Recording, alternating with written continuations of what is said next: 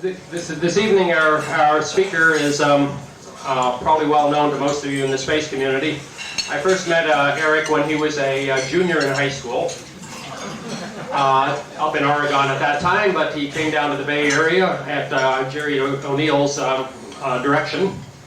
And we had a rather interesting conversation back then, and I came to the conclusion that this was a bright young man who needed to be watched. In many senses of the word.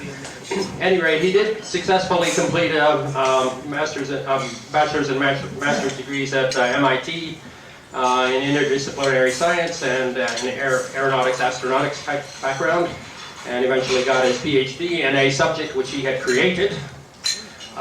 There aren't many people in the world who can say that they've introduced a word into everyday language. And Eric is one of those who has introduced the word nanotechnology, which will be his topic tonight. And he is currently one of the directors, or principal director, I guess, of the Foresight Institute, founder thereof, which attempts to look forward to the ups and the downs of new technologies as they come along. Eric published the original book on nanotechnology titled Engines of Creation back in 1986, quite a while ago. Followed up with a more technical book entitled Nanosystems in 1992. And I think we're all looking forward to some exciting news about nanotechnology.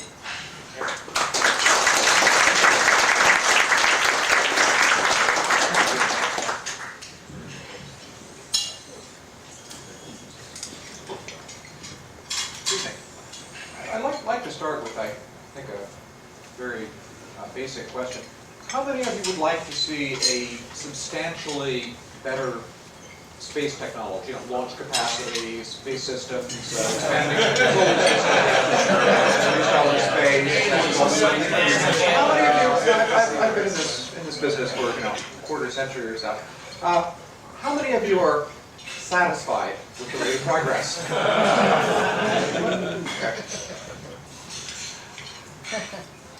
I think that there is something to look forward to. There are many things to look forward to in the short term in terms of people making better use of our existing technologies and putting them together into more clever systems, developing better materials, better devices in an incremental way. But I think we have something to look forward to, which is on the horizon, something we can see today as clearly as people in the 40s and 50s could see the feasibility of landing on the moon. And that's a technology base that will change the rest of our technology bases to do things like make spaceflight easy. No longer a great challenge that is the very fringes of our technological ability, but rather the sort of thing that is cheap and routine, like flying across the Atlantic, or easier than that. Now, where that will come from is a revolution in our ability to make things. Well, why can't we get to space cheaply today? Well, it's a couple problems. One is that our spacecraft are still kind of marginal in their performance. The structures are relatively heavy and weak. And we have a hand in the back. Yes? Turn off the volume. Turn off the volume? Thank you for the feedback. It's very hard to judge from up front here. Is there a back speaker? Is there? There's a lot louder. Okay. Is this good? That's worse. That's worse. There we go. Okay, now we're loud. Yeah. So, how many of you have heard the term nanotechnology? So, okay, that's a big improvement over 20 years ago. Thank you. So we've made some headway on terminology. One thing I'll be warning you of is that what is meant by nanotechnology when you hear people spending money on it, on your behalf in the government, is not the kind of nanotechnology that is going to make your dreams come true. And I'll be getting back to that after talking a bit about what will make your dreams, our dreams, come true. If you look at the world of technology today, it's clear that we're missing something. There's a hint. If you take a computer and you ask, what is the major digital information storage system in that computer? You ask people and they'll say, well, it's the RAM, or if they are really paying attention, they'll say, oh, it's the hard drive. But in fact, unless the computer has been very carefully cleaned and sterilized, the major digital information storage system, is in the genetic systems of the bacteria in the crud that contaminate the machine. A bacterium contains about a megabyte of data in its DNA and molecular machinery that can read and write that data. 1 million bacteria make a small speck, and 1 million megabytes is, of course, a terabyte. Most of us don't have a terabyte drive at this point, and they're much more than one speck of crud on a typical computer, especially if you've been using the keyboard for a while and not wearing rubber gloves and how keyboards get. You've got probably many millions of terabytes of digital storage in the crud on your keys. Now, we can't access that digital data. We can't write it, we can't read it, because we don't have a molecular machine technology in our society. We're permeated by molecular machines in our body. Most of the digital data storage systems that we ship from Silicon Valley are accidentally in the form of molecular machinery that nobody paid for, nobody wants, nobody can use. And so, well, gee, nature's trying to tell us something here. It's telling us there's a way of doing things with molecular machine systems that's much better than what we're spending billions of dollars on in the world of semiconductor devices. More broadly, molecular machine systems are powerful. They're the basis of everything we see in biology. They can build things precisely, cheaply. They can even build more molecular machine systems. Biological systems can build more biological systems. That's a general property of suitably engineered molecular machine systems. Doesn't happen accidentally, but it's something you can build them to do. So to get a sense of what the revolution is that lies ahead as we systems engineers learn to design and build systems of that sort, we're getting more tools all the time, design tools and fabrication tools. There are several perspectives you can take. A very fundamental one is applied physics, where we use the current very deep understanding based on quantum mechanics, very deep understanding of the nature of matter, what holds it together, how does it behave, and use that understanding as a basis for computer models that can be used to do design of components that can serve as parts of, among other things, molecular machine systems. By the way, it turns out that you can design molecular machine systems with adequate accuracy for engineering work, working at room temperature, using Newtonian mechanics. So people come at you and say, molecular machines, it's quantum, be afraid, don't think about it, it's terrifying, it's weird. Say, no. The quantum mechanics is in the electrons. The electrons glue together the atoms, but the atoms themselves, they move by Newton's laws, or well, at least it's an accurate enough approximation. We don't use general relativity to plot our spacecraft trajectories. Likewise, you don't need to use quantum mechanics to plot molecular trajectories.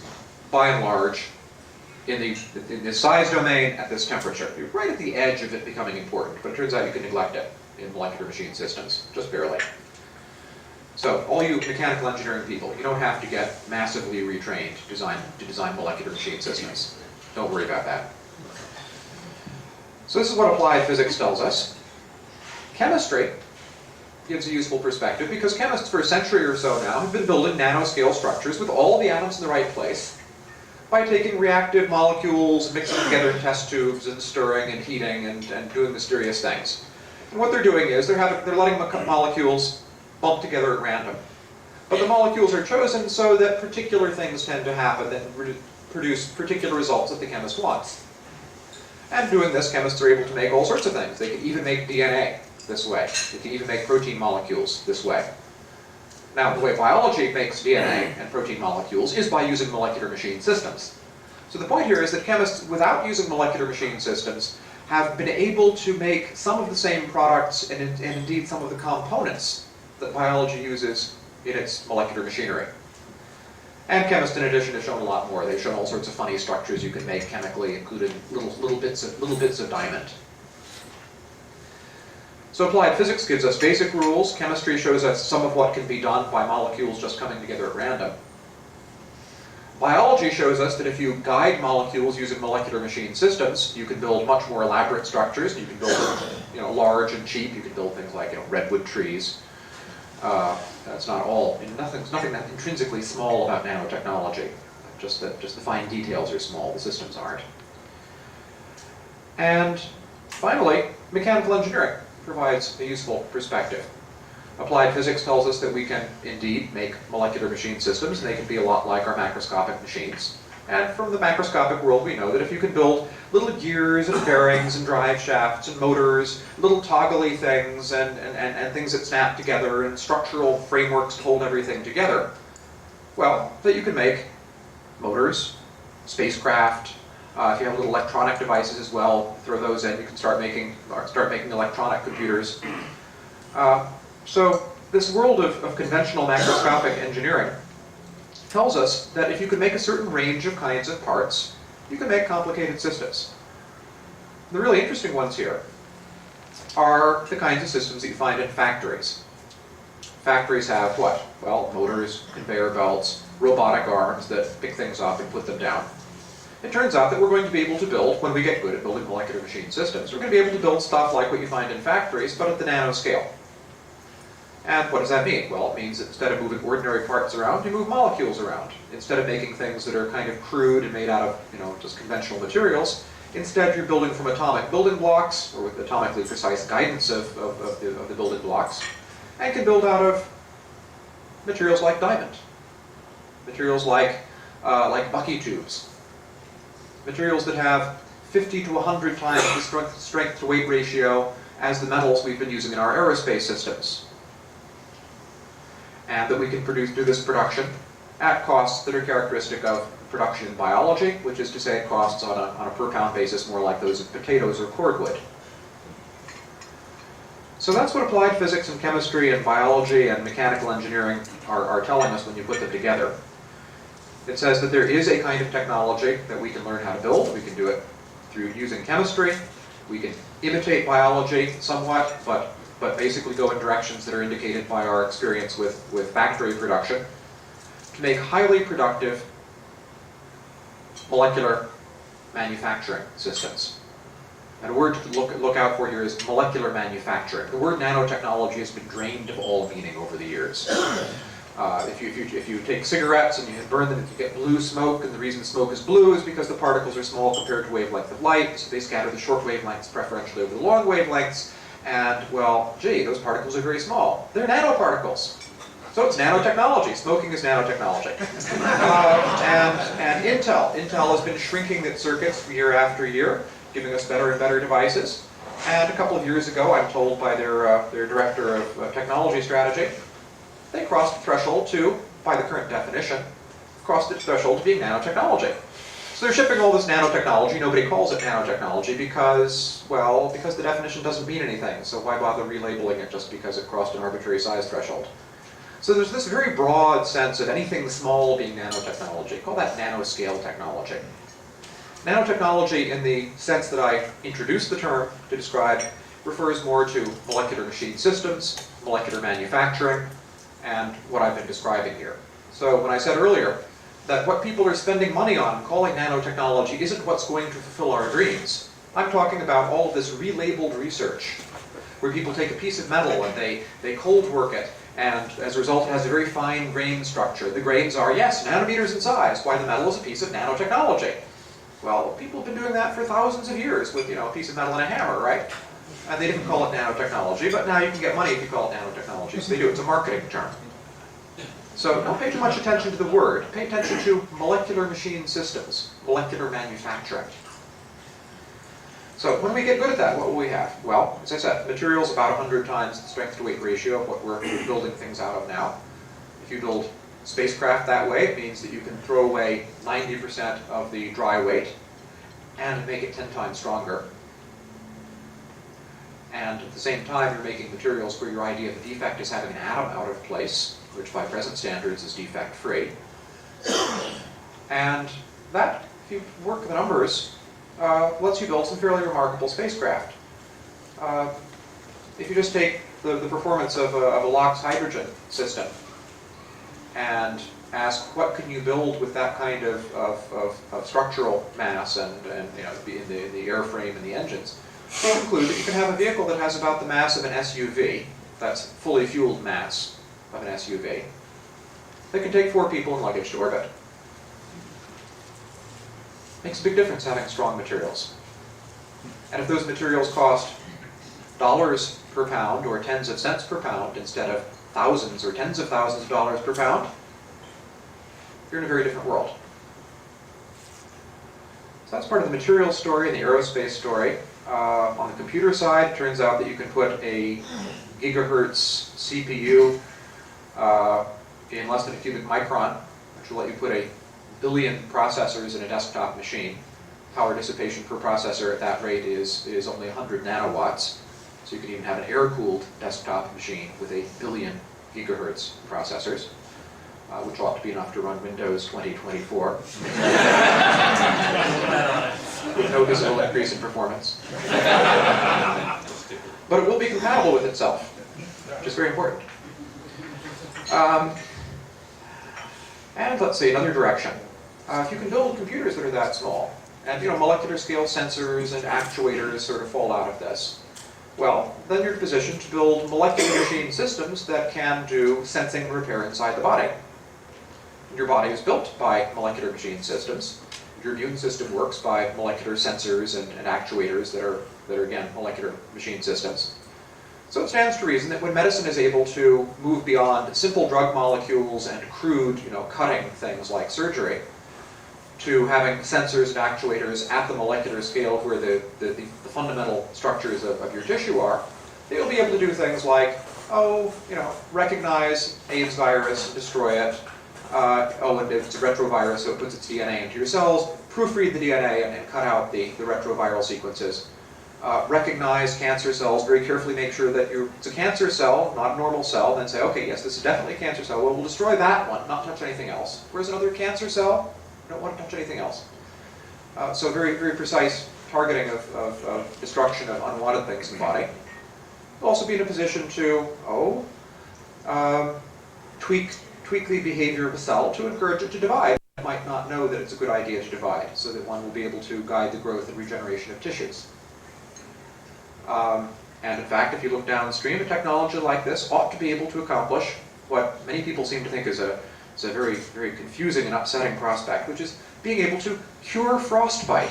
How many of you people here believe that in the long-term future, advanced 21st century medicine, that we might be able to cure frostbite? Well, it looks like you're going to be able to cure frostbite, and that makes a difference because a really severe case of frostbite is something that doesn't get worse over time. So those people who've been having themselves frozen may have made a good bet. So that's some of the story on materials, computers, medicine. Any technology like this, of course, is going to have applications for warfighting. If you want to worry about warfighting, I think what you should worry about isn't weapons of immense destructive power. We've had those for a long time. They're thermonuclear weapons. But instead, worry about what happens when precision weapons are extremely precise, extremely cheap, can be targeted on individuals, can be targeted on selected sets of people, and made non-lethal, so that people are extremely willing to use them without the pressures that come to bear on those who propose using lethal force. Under those circumstances, we're going to see an expansion of military power and the willingness to use it, which may fundamentally disturb our social order unless we are prepared and have some good ideas on how such technology should be used and not abused. So, I like, in talking to non-space audiences, actually, to make space analogies. I come from an aerospace engineering background, and this is very much a systems engineering problem. And so I point out to people that, I talked to a couple of MIT chemists once and asked them what was the largest collaboration in their field where chemists had gotten together to build something. And they thought about it a while, and they said, well, there was Professor so-and-so and his group, and they built the north end of the vitamin B12 molecule, and Professor so-and-so and his group, and they built the south end of the vitamin B12 molecule, and they put it together to make the whole thing.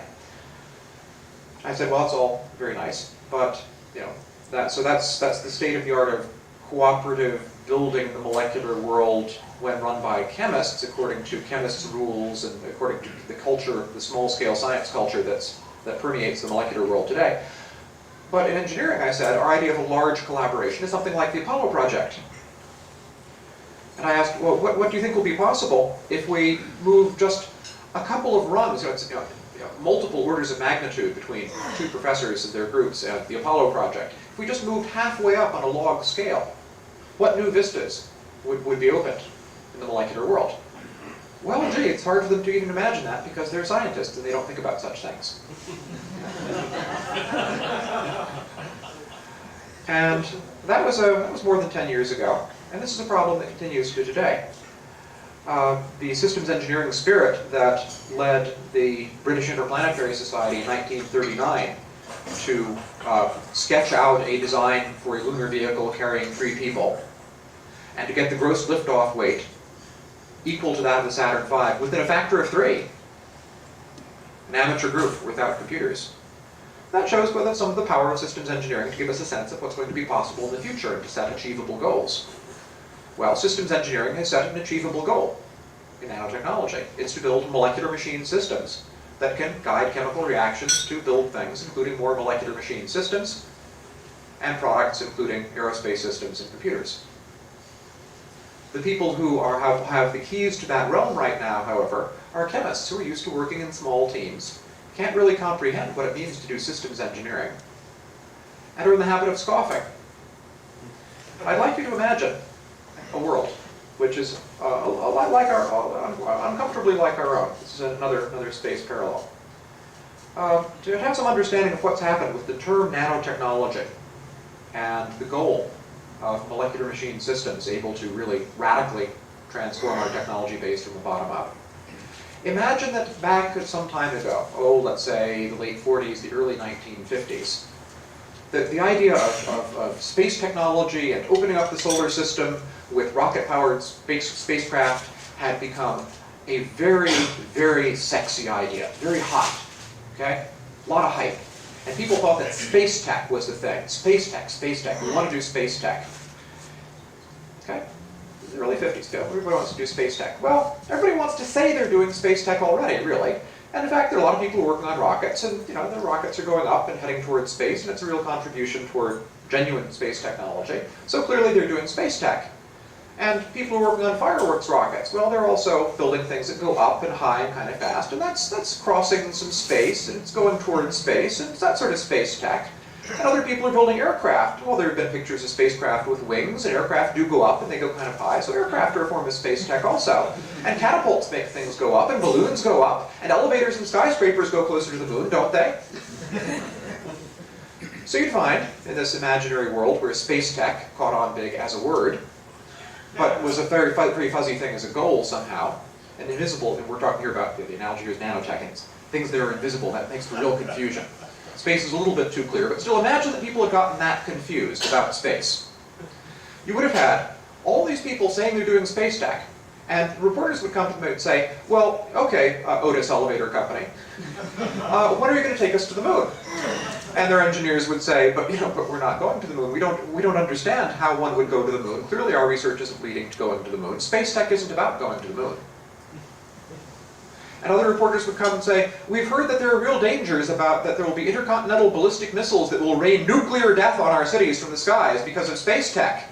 Oh, we're not doing space tech. No, that's dangerous stuff. We have nothing to do with, no, space tech isn't that. We're doing space tech, and space tech couldn't possibly rain nuclear death from the skies. That's this dangerous science fictional notion that we want to distance ourselves from. So in this imaginary world, you would find that you had a huge number of people who'd swarmed into the field, picked up the label, and now systematically were aligning themselves with the people who would say, oh, rockets don't work in vacuum, because that would be a good excuse for dismissing space tech. And people saying, oh, liquid fuels don't have enough energy to lift themselves into space, which was one of the arguments against rockets working. Of course, rockets don't lift their fuel into space, but that's a detail. And so all these superficial arguments that somebody could make about space not working would have a ready audience among people who said they were working on space tech. And what we find today is a $2.4 billion, that's the most recent authorization bill, $2.4 billion 3-year program, the National Nanotechnology Initiative, which makes no mention of molecular manufacturing or molecular assembly on its website, makes a whole lot of mention of buckyballs and bucky tubes and thin films and fibers and biotechnology and a whole lot of worthy research areas that are space tech, I mean nanotech, and has as its chief scientific advisor a Nobel laureate by the name of Richard Smalley, who got his Nobel Prize for co-discovering a very interesting compound in soot, and now is proclaimed to be an expert on molecular machine systems and systems engineering, or at least an expert to the extent that Scientific American published an article in which he explains that all this won't work. And the reason it won't work is that you can't get a whole lot of little tiny fingers. You need impossibly tiny fingers, and a whole lot of them, all crowded into a tiny little space to manipulate simultaneously a whole bunch of atoms to precisely control things in a way that no engineer has ever suggested doing, because it's both impossible and serves no purpose. So it's his idea. It's a straw man. And we find these ideas being dismissed on the basis of someone doing the equivalent of saying, space flight, well, that's Star Trek technology, and warp drive is impossible, so going to the moon is absurd. And believe it or not, that is the level of public discourse in the United States of America in the year 2003 with regard to a funding program which, if it were directed properly, would open up the solar system and the stars. So I would like to suggest that since we're talking here about really small potatoes, money and politics compared to the space program, I would like to suggest that if a tiny bit of the political attention of the National Space Society could at some key moment be diverted to nudging an occasional piece of legislation in Congress having to do with nanotechnology, trying to get at least a few percent of that budget directed toward research that actually will fulfill our dreams, that might be a good thing. And there's a bill now which passed the House authorization stage, which for the first time calls for a study. They haven't sat down and done a study of this, by the way. Scientists always call in for studies, except when they're trying to run away from something. In this case, they're running away from it, so they're not calling for a study. But the bill calls for the National Academy of Sciences to study the development of molecular manufacturing and regulatory issues, since people are concerned about some of the downsides and dangers associated with self-replicating machines. And I think that the mainstream, which is in denial about all of this, is going to try to stop it.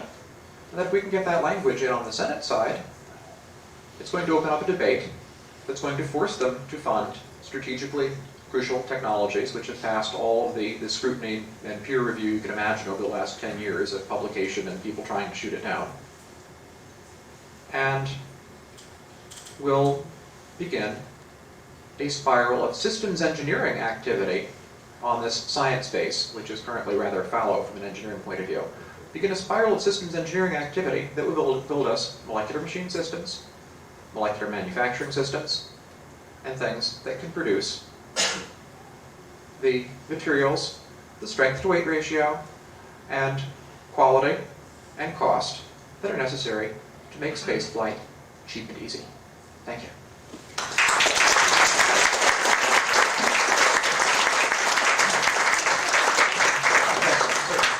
What questions are welcome?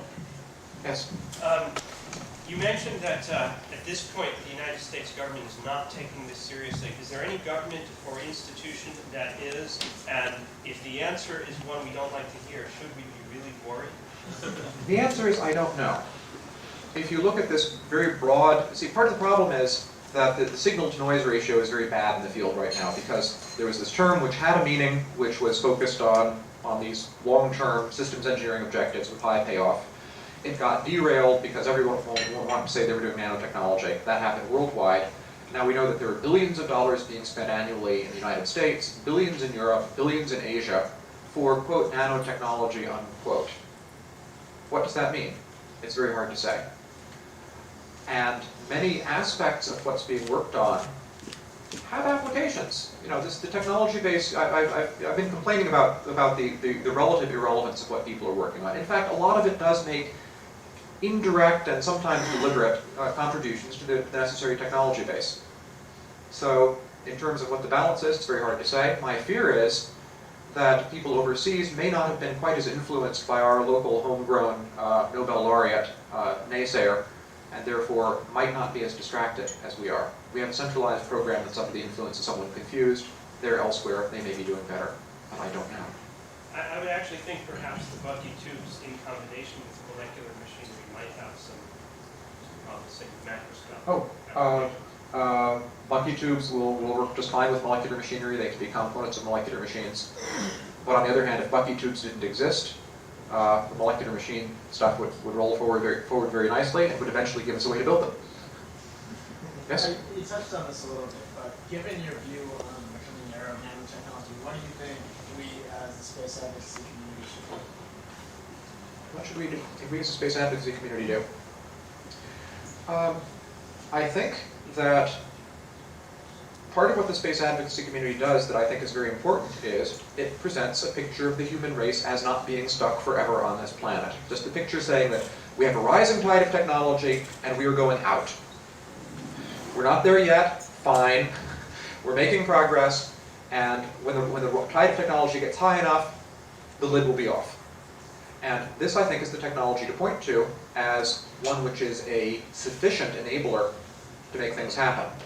And simply making it clear to people that many of the science fiction dreams that have been held close to our hearts by and dismissed by others for so long are in fact sound. They are in fact going to be enabled by a technology that is rather well understood and that we could set out to develop.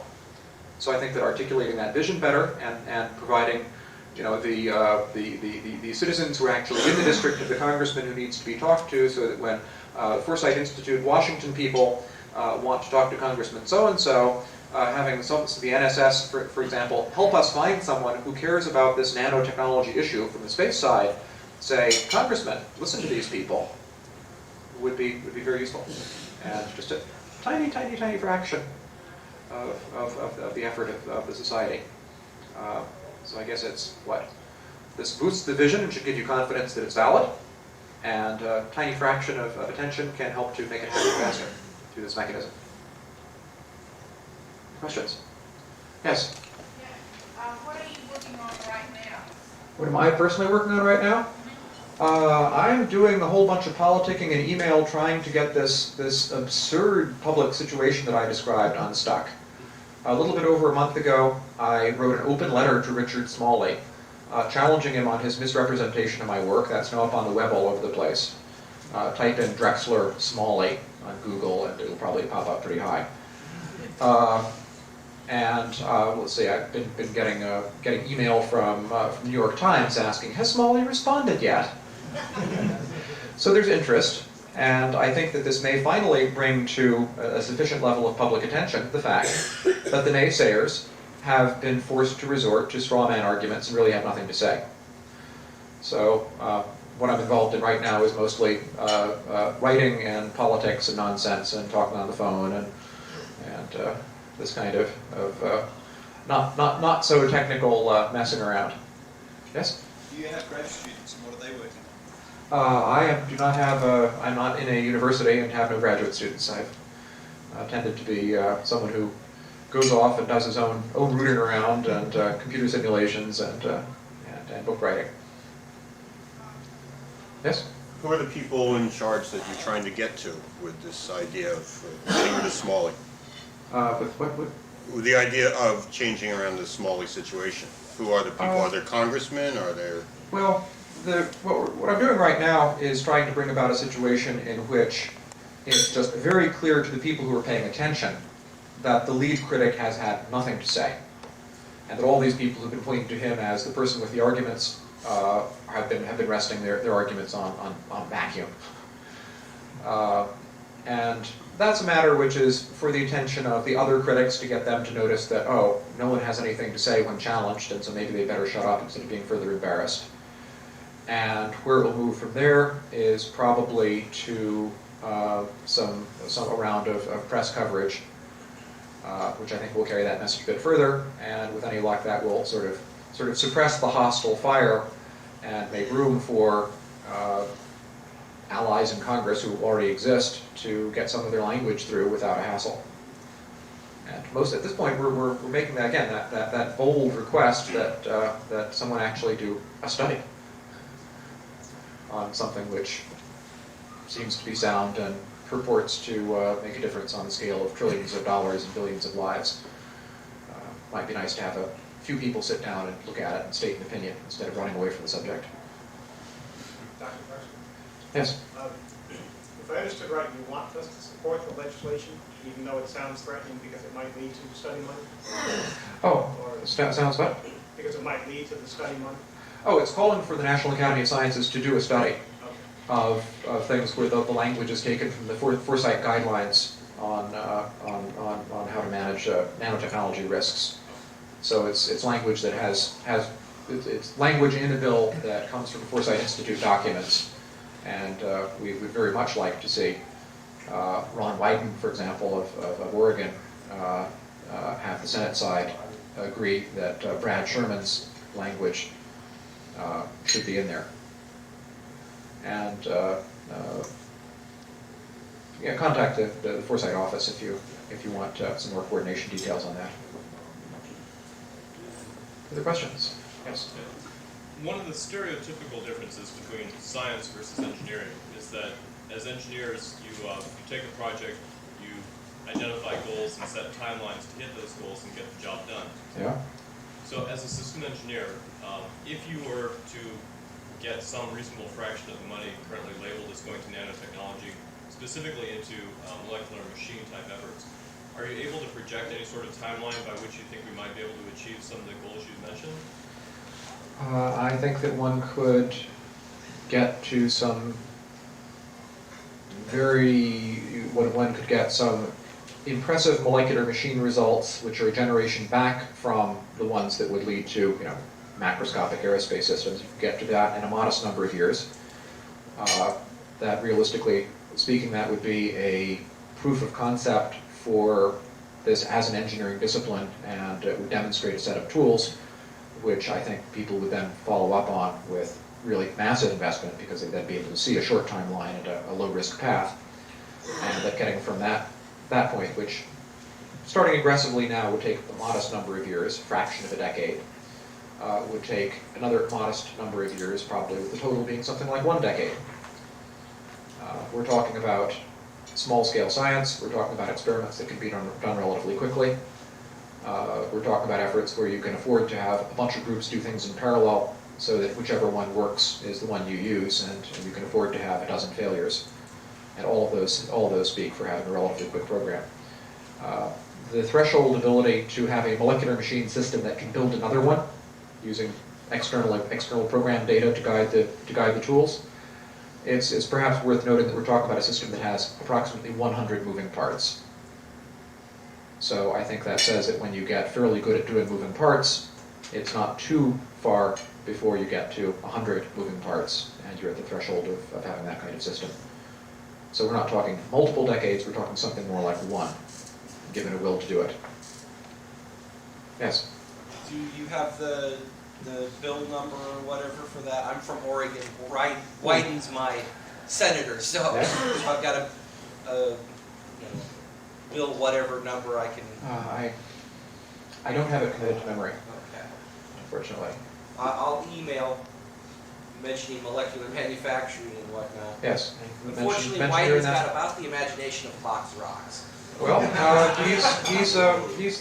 mentioned him because he's, I believe, a lead sponsor of the Senate side version of this $2.4 billion nanotech bill. Believe it or not, all this is so trendy that relatively unimaginative political leaders are saying, "Yeah, let's go." And if you look at the statements, the political leaders believe that what they're paying for is the sort of thing I'm talking about. There's been a bait and switch where they thought they were paying for molecular machine systems that would revolutionize technology, and instead what they're getting is thin films and coatings and nano mumble. So there's actually, in many ways, more imagination in this case on the political level than there is in the program office that you would think would be spearheading it. It's very strange. He's okay with like consumer fraud and bait and switch. Those things he understands, but you try to get into. All this consumer fraud. Certainly, that he will understand. Certainly That he's good at. Certainly something fraudulent going on in the structure of the program right now. Yes? Terms nanotechnology, which is molecular start using instead of nanotechnology, what small animals others are doing? You want an alternative name for the less interesting stuff? Is that it? Yeah.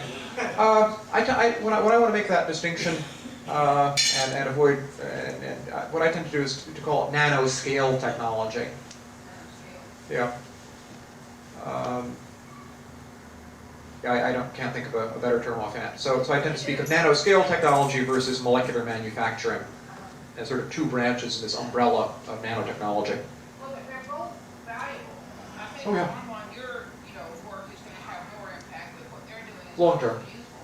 Yeah. And so if they define nanotechnology to somebody as being what they're doing, then somebody uses that term and says, hey, that's great, go to it, then it's not really bait and switch, they're just defining things differently and selling what they're describing. Yeah, it's been picked up as a marketing term, and what they're marketing is a lot of good scientific research by and large. It was research that was being funded under other labels. They've relabeled it and they've gotten a bit more funding. That's probably decreased the average quality by a bit, but there's still a lot valuable going on there. It's just that it's not focused on the vision that was what sold the people on having a program. Again, it's as though you had a space tech program and the leaders were saying, no, rockets won't work in vacuum and you can't go to the moon because they were tired of people expecting too much of them and thinking that it might be threatening somehow. Yes?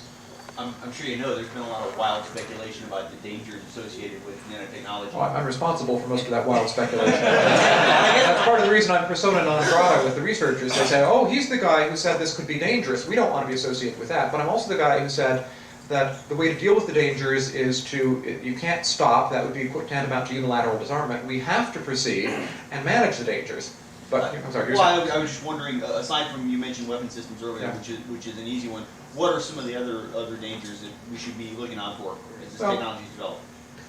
A term that I introduced and was recently on the lips of Prince Charles and is dismissed as the silly fear that we should all not worry about by the naysayers has been labeled gray goo. The idea is that you could make bacterial scale self-replicating machines that they don't have the finicky tastes that bacteria do. They don't require water. They don't require fancy organic materials, but can use a broader range of inputs and have nothing that eats them. So they'd be self-replicating. And if you build something like this, it's difficult. Design it to work in the wild.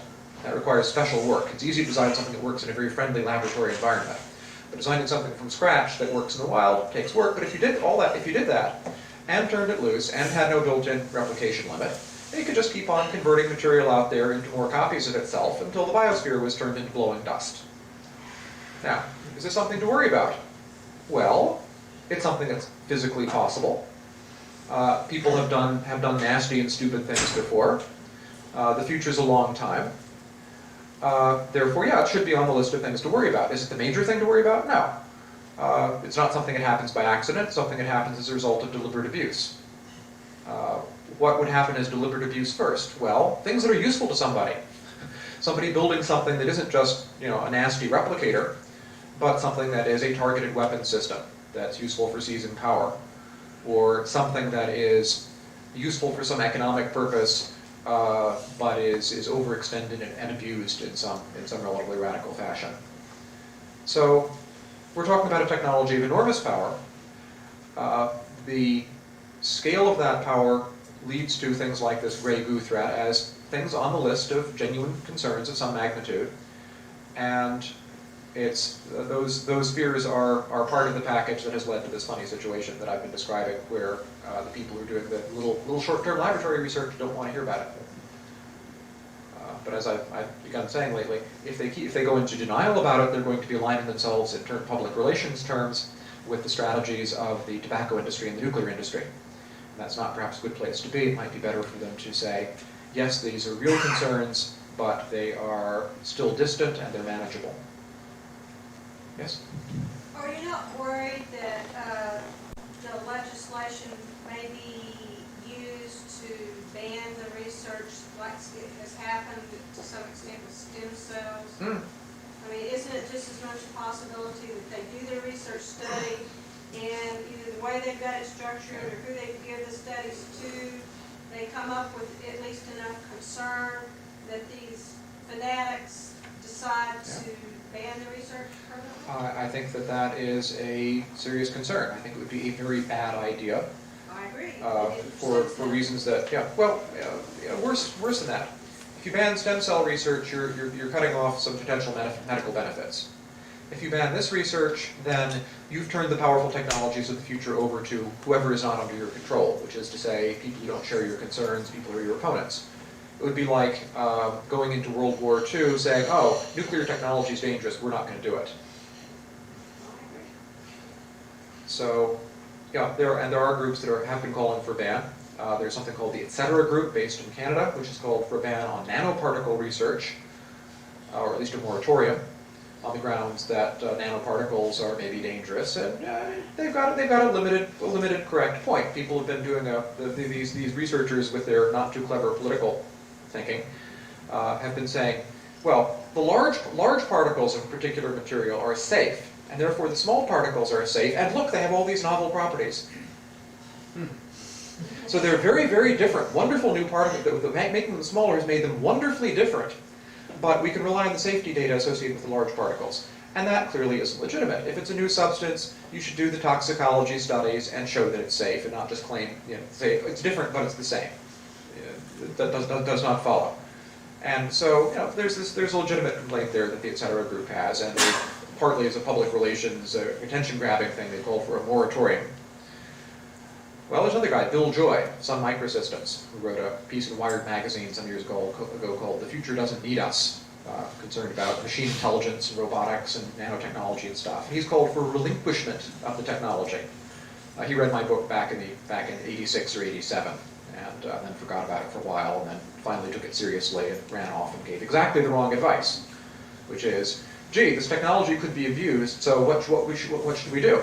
Well, everybody who's responsible should step back and not be involved with it.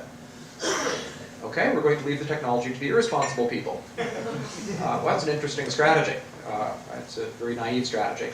So if someone mentions relinquishment or something like that in your presence, just ask, relinquish it to whom? If you're saying that we should not do that, then you're saying give it to who? Who is it that you have? North Korea, and this rising tide of technology is going to make it ever easier to cross the thresholds to being able to do very powerful things with it.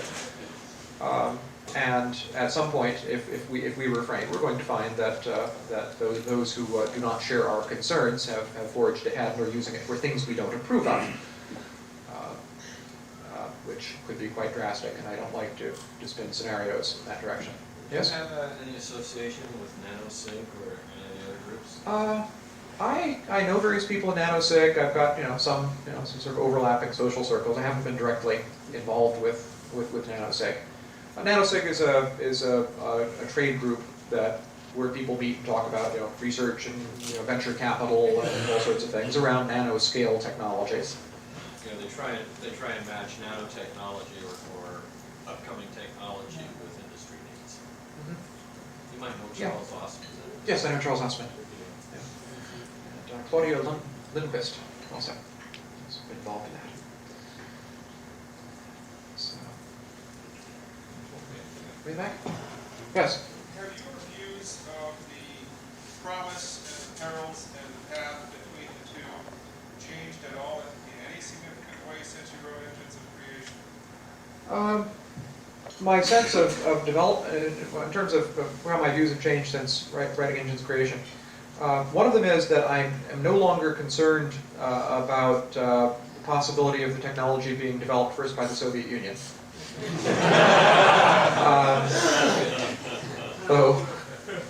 Those sort of analogous concerns remain. Engines of Creation emphasizes protein engineering as an implementation pathway. Clearly, for the reasons outlined in the book, protein engineering is a way in which one could proceed. My current bet is that will not be how it is in fact done. I think it's more likely we're going to see people look at proteins, learn from them, and engineer other systems using chemical synthesis to make different molecular structures that behave somewhat like proteins, and use those as a basis for first generation of self-assembling molecular machine system. Also, progress in direct mechanical manipulation of molecules, the scanning, tunneling, and atomic force microscopes, which can reach down and pick up and put down individual atoms in some cases. That kind of technology may provide just a direct way of using macro scale mechanisms to drive nanoscale, nano-precision motion to pick and place parts and build things. And that might be a way of leapfrogging directly to mechanically built molecular machine systems that could then do more building. I think that's somewhat of an outside chance because the payoffs on the path aren't as dense as the payoffs are on paths where you do chemical synthesis. Chemical synthetic paths give you macroscopic quantities of product at all stages, rather than having a single nanoscale product as a result of a bunch of labor, which is kind of unappealing. Doing things molecule by molecule is nice, but you'd always like to do it with the same precision, with millionfold or trillionfold or more parallelism. So that's the reason for that preference. The main surprise for me has been that I had not been able to believe that the scientific culture could maintain the level of denial that it has and the level of misrepresentation that it has. I had naively thought that the self-correction mechanisms and the quality of public discussion would be such that arguments that no one could make, that arguments that persuaded many people and where the counter-arguments were transparently wrong would have enough weight that it would lead to a serious response by establishment bodies. And instead, this perspective has remained culturally marginalized because whenever you get a committee together, the committee is dominated by the more, by sort of conservative positions. And that conservative position has been, oh, we don't want to be associated with those wild dreams of flying to the moon or self-replicating machines or anything else that sounds like science fiction. So my main surprise has been that one. It's a cultural, political surprise. And it's quite different from anything I would have projected in Engines of Creation. Yes? Is anyone working on the systems engineering side and the things you've been talking about? There's been some work, but it's rather slight. Engineers tend to work on things they're paid for. And doing systems engineering of systems where you don't have the tools yet, where it can be done in simulation, but where the tools to build it don't exist, is something that a company just isn't going to pay for. And if it isn't a company that's paying for it, then, well, who is it? Well, it might be some academic program, but what that tends to come down to is money often from a federal source that comes from some sort of a committee process, and again, you're up against the problem of who's going to pay for it if there is this cultural stance which says, ooh, stay away from that. Dangerous, don't want to be associated with talking about such things. So, a chunk of systems engineering work, but not a whole lot. If you'd like to see a sketch which goes from the level of thermal vibration and quantum mechanical uncertainty all the way up through a systems engineering sketch of a macroscopic molecular manufacturing system. I published a book called Nanosystems in 1992. It's based on my MIT doctoral thesis. Got the Association of American Publishers Award for Best Computer Science Book of the Year, which I thought was strange because it wasn't a computer science book. They didn't have a category for it, I guess, I don't know. And it has stood up to criticism, web sources. So it would be a good source of information if you want to see what that systems engineering sketch looks like at this point. Yes? Where are the university-based hotbeds of molecular manufacturing research? Again, molecular manufacturing research is not fashionable, and therefore the universities are not doing it. I know of people in the universities who would like to be doing it, but who have been doing atomically detailed simulation of the interactions of tools and workpieces. They did some of that in the mid-90s, but then the climate grew so hostile that now they no longer do that because they feel it would be damaging to their professional careers. It's as though you had people who were working on rocketry, but weren't allowed to look at what would happen if your trajectory didn't intersect the Earth's atmosphere. So from your perspective, I mean, the pursuit is quiescent at the moment, in terms On of the real technical research, front, yeah? on the technical front, there was a sketch of the vision which showed where we could go, and there was an absence of funding to carry it to the next level of detail. The development of infrastructure at the level of the raw ability to manipulate molecules and build things is steadily climbing, and we're in this very strange position of denial, where that systems engineering perspective is not being carried forward in a systematic way. And you have people saying, well, you know, if this is such a good idea, you know, where's the work? And the answer is, well, we're in this funny stuck situation. You know, talk to the people who've been claiming that that liquid fuel rockets are the equivalent of warp drive. You know, get those people to stop lying about the proposals and to confront the actual technical proposals in detail, and maybe we'll see some progress. But it's going to require a cultural shift. One last question here, and then if there are any Dale. people who want to come around and stay. Yeah, Eric, some of the things you've been saying, and I've been talking to some other people in other areas of technology, and I'm really getting the impression over the last decade, at least, that science in this country is starting to get into almost a decadence. It's not just this field, it's climate studies, it's spacecraft design, it's cryonics, you can do a whole list of technologies where there seem to be these little cadres that are afraid of change. I've been getting indications of that also, and it's kind of scary. If you look at what's been happening at a cultural level, back in the 1940s, we had a scientific culture that was not one that had been fed from a centralized bureaucratic source. It was a very different kind of scientific culture. And then we had the establishment of the National Science Foundation and centralized federal funding of research, because they said, look, here is this truth-oriented, creative science and technology enterprise. Let's put more fuel into this engine and rev up the speed and scale it up. And so it brought in a whole lot of people who now saw it more as a career than as a calling. You found that the people who were less inclined to focus on the technology and the science weren't so good at that, but were maybe better at politics and bureaucracy. Those were the people who rose into the administrative levels. Now there were administrative levels to rise into, multiple layers of those. And so you got a situation where it was ripe for corruption. And now we have generations of scientists who entered a field that had already been significantly corrupted. There are under layers that have evolved a culture that's adapted to that system. And it's kind of not surprising that you find that the old norms of truth and honesty in discourse are eroded, because the name of the game is increasingly money and power, when in the old days that was always a part of all aspects of human affairs, but it was much less so. I was having a conversation about this with a friend of mine who used to be in plasma physics at Princeton, and he said that he knew a particular guy who was interested in doing work on magnetic mirror machines, okay, where you've got the magnetic field configuration, where it's got some ability to leak out, class of fusion energy machine proposed. And he decided to go in and look in some detail at the mathematical modeling. And you knew exactly how badly off your model was with respect to conservation momentum. It might be a good engineering approximation, but apparently they weren't aware that their mathematical model didn't conserve momentum.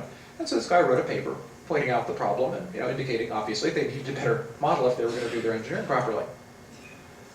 Apparently his work was suppressed. He was unable to publish. He became persona non grata, and the field proceeded.